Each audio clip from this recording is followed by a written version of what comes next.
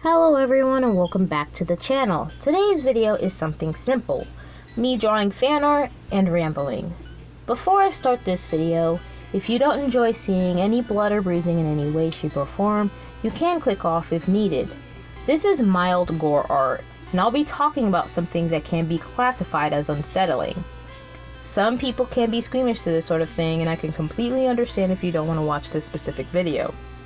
And I also wanted to let you guys know that some clips are going to be sped up differently, and that's because the screen recorder I was using was acting weird, so I had to use the art app I'm drawing with for some of it, so apologies for that. These drawings aren't hate towards these people at all.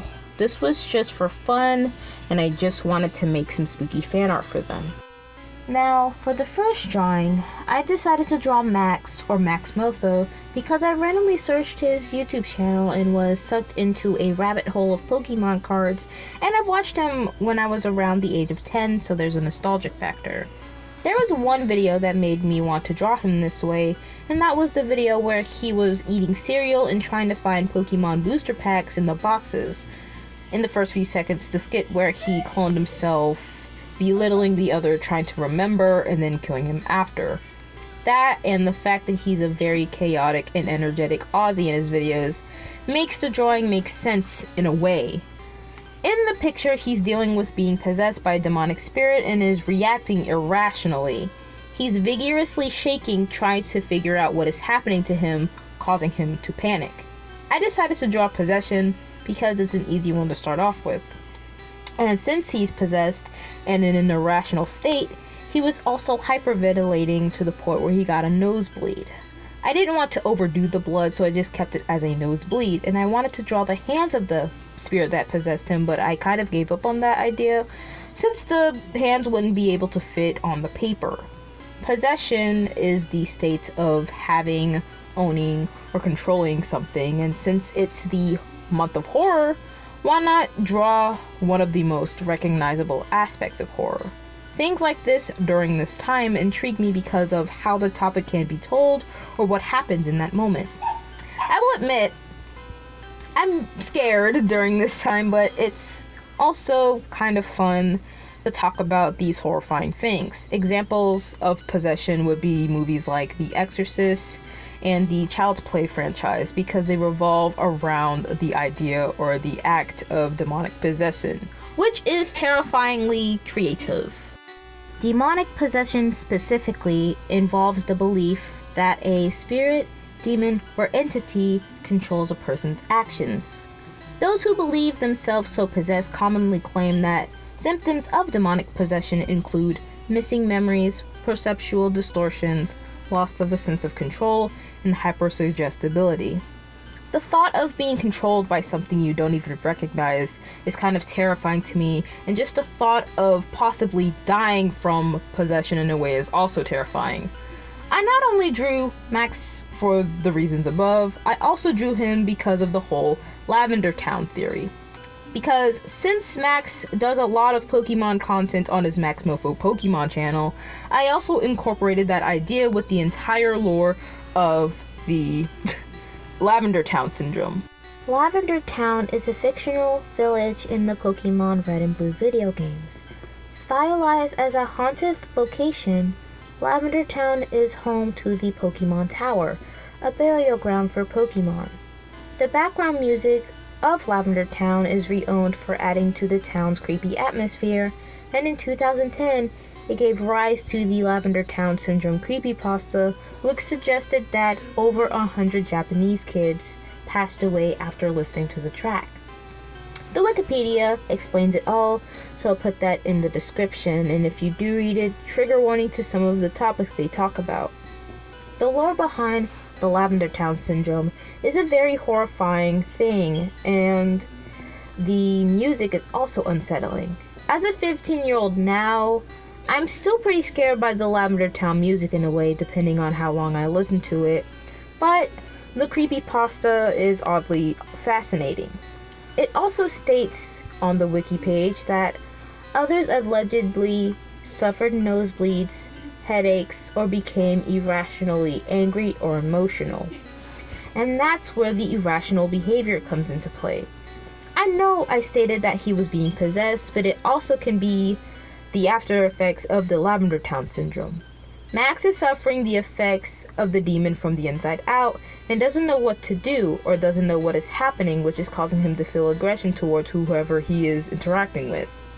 Another thing I wanted to point out here is that he is suffering from external injuries as well, because if being possessed, some people will have some injuries due to the spirit crawling at them or clawing at them in their body internally. Another YouTuber by the name of Chills, a top 10 YouTuber, I feel like many people have talked about him or heard about him. He's also talked about possessions that were caught on tape, and if you want to watch that video, I'll link it in the description if you're interested. Now with DJ, he was also suffering from possession, but he was in a more distressed and paranoid state. I say was because I feel like DJ, in my opinion, would have been infected by a zombie and then possessed. After trying to at least help Max overcome the spirit, they were in a nearby graveyard and it was during a full moon. The undead came up from their graves and had an urge to feast on the flesh of the mortals. DJ was bitten on the ankle by a zombie, and after killing it, the spirit lingers around and possesses DJ. When Max is conscious and well aware, they went home after that to get some rest and heal. Later that same night, DJ wasn't feeling well and decided to splash water on his face to cool him off a bit. Looking in the mirror, DJ suddenly sees bruising on his neck, eye, and arms. Not knowing what to do in a moment like this, DJ is panicking and hyperventilating, trying to calm himself down. He couldn't help but panic and overthink about what is happening to him, not even realizing that he was bitten on the ankle. When in a more calmer state, he then felt a sharp pain on his leg and then began to examine the area he felt the pain. He sees the bite marks and then pieces the moments he experienced together and was even more paranoid than before. His nose begins to bleed due to him being lightheaded, and he isn't aggravated or aggressive or irrational in a way, but more paranoid because the spirit that possesses him or is possessing him was beating him up physically, hence the bruising on his neck and eye. He looks up to see that his eyes are completely white and sees that he's not only being possessed, but is transforming into a zombie. I honestly don't know how to explain these situations without sounding stupid. I can say that he's suffering the after effects of possession and is currently feeling the effects of the zombie bite. Because both of them are suffering the effects of possession, but they are completely different. Max is suffering the after effects of the Lavender Town syndrome, while DJ is suffering the after effects of demonic possession, but the beginning effects of zombie mutation. I could say I was inspired by how social media portrays demonic possession and The Exorcist, which is based on the true story of Annalise Michel. I'll link that Wikipedia page or a completely different article in the description as well if you guys want to read more about that situation.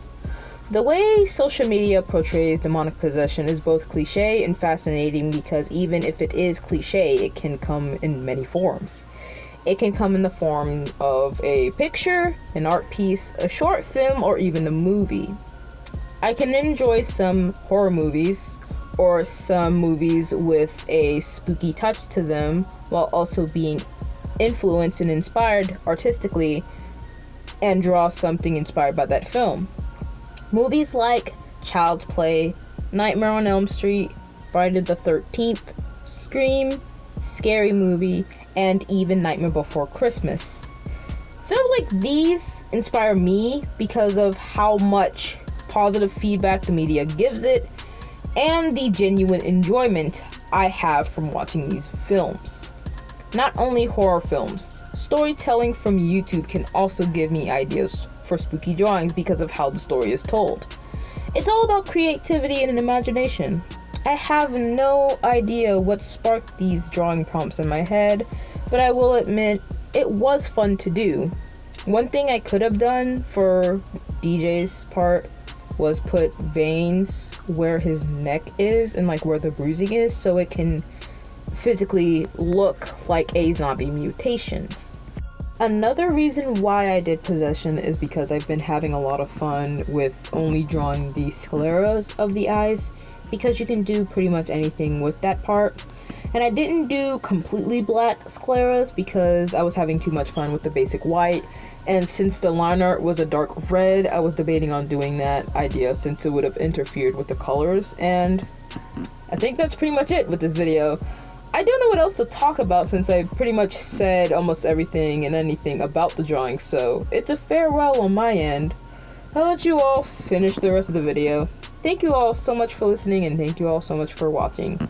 Apologies for the inconsistency again. I wish I've had more ideas or ideas for videos already out, but I couldn't really think of any since I've been studying for intermediate algebra and biology. Hope you like, comment, subscribe if you want. And all of the sources I've mentioned will be linked in the description below if you want to research anything about the stuff that I've been talking about. And I'll see you guys in the next video. Bye for now.